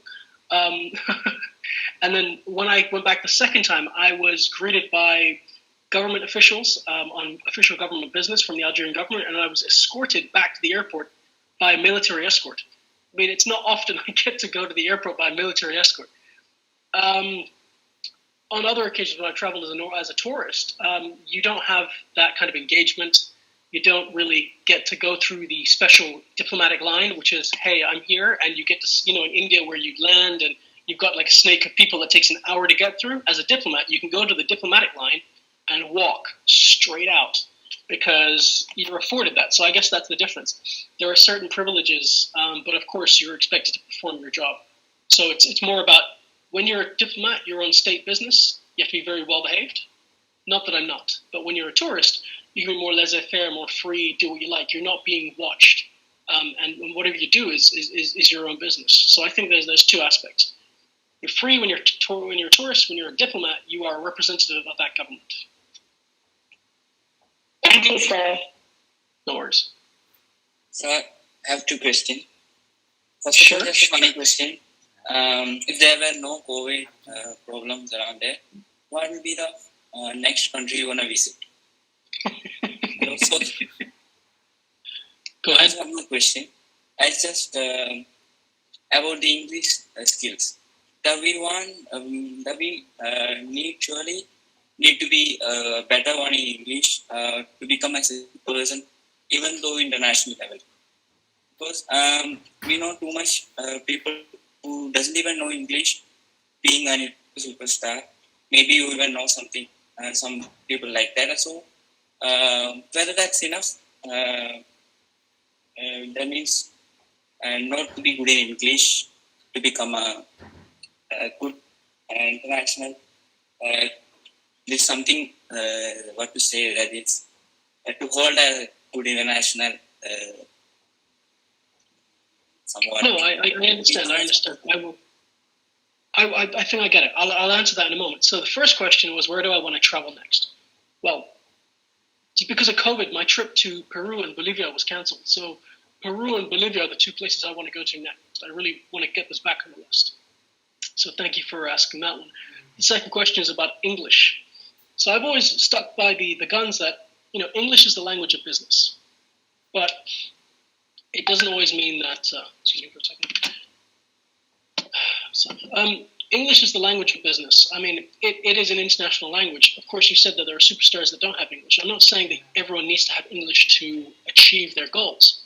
But English is a language that will take you further if you want to travel the world, if you want to get out and go about and do stuff.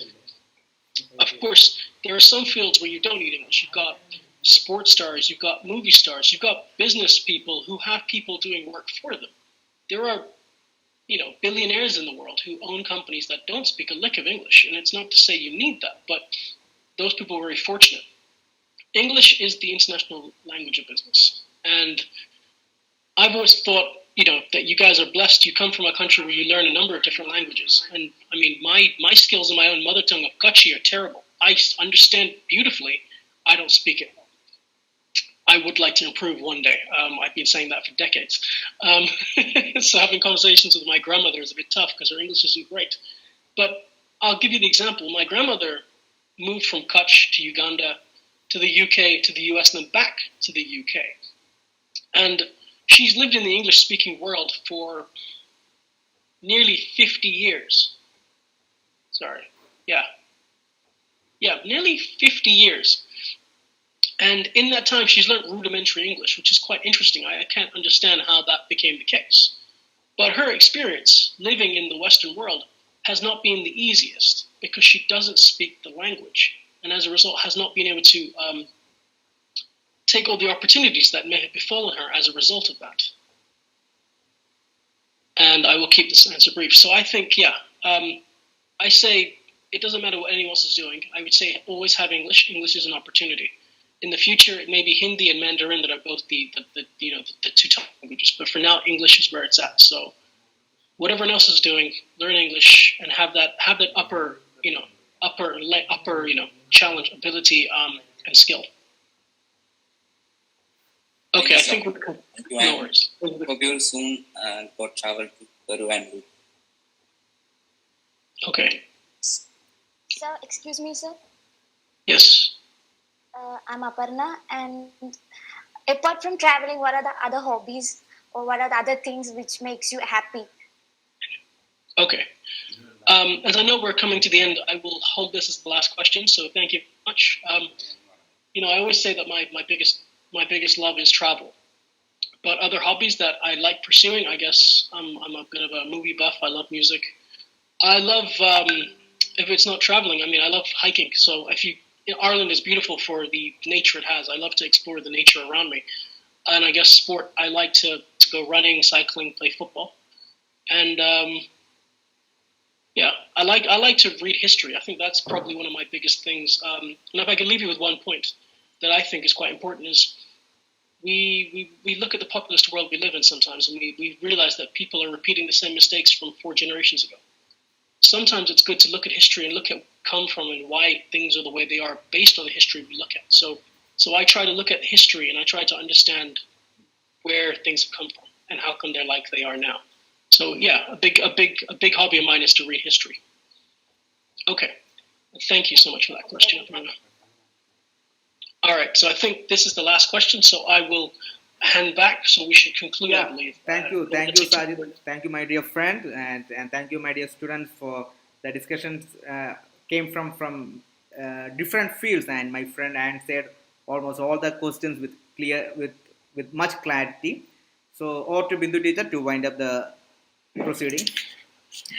Okay, thank you, Sajjid, for being with us. From we, the mentors, we are extremely thankful to you. And I think the children, they want to talk more with you. They are so much inspired with your talk. So thank you so much. Now I request our student Dia to propose a vote of thanks. Dia? Yes, ma'am. Good evening, everyone. First, I would like to thank Mr. Sajjid Balolia, British Diplomat and Trade Policy Advisor, British Embassy Dublin, for giving us an amazing and truly inspiring session on the importance of believing in oneself and staying true to yourself, especially during this time of uncertainty and COVID crisis going on. Students are constantly doubting themselves in their abilities, also the future, and passing each day in vain. So I would really like to thank sir on my personal behalf, also on behalf of all students present here. Thank you, sir. Thank you. Also, I would like to thank Dr. Rakesh Chandran and also Bindu teacher for conducting the session, and also our principal, Dr. P.R. Unnikrishna Pillai, and all other faculties for having us and conducting the session. Thank you all. Okay, thank you all. Thank you, Sajjid, and hope we will meet soon. I know you have a meeting within short interval of time, so thank you for sparing your valuable time with us, with my students. Thank you. It's okay, and thank you all for attending, and thank you for listening. And I hope it imparts any anything I can impart to you that you've taken from this, I'm really pleased and thankful you take from it. So if there are any additional questions you do have, please send them to your professor and he can forward them on to me. I would be happy to answer them because I want to make sure that everyone gets their opportunity. So thank you so much for the time and have a great rest of your day and a wonderful weekend. Thank you. Thank you so much. Thank you. Okay. So Thank you. Yeah, we can leave the meeting right now. All right.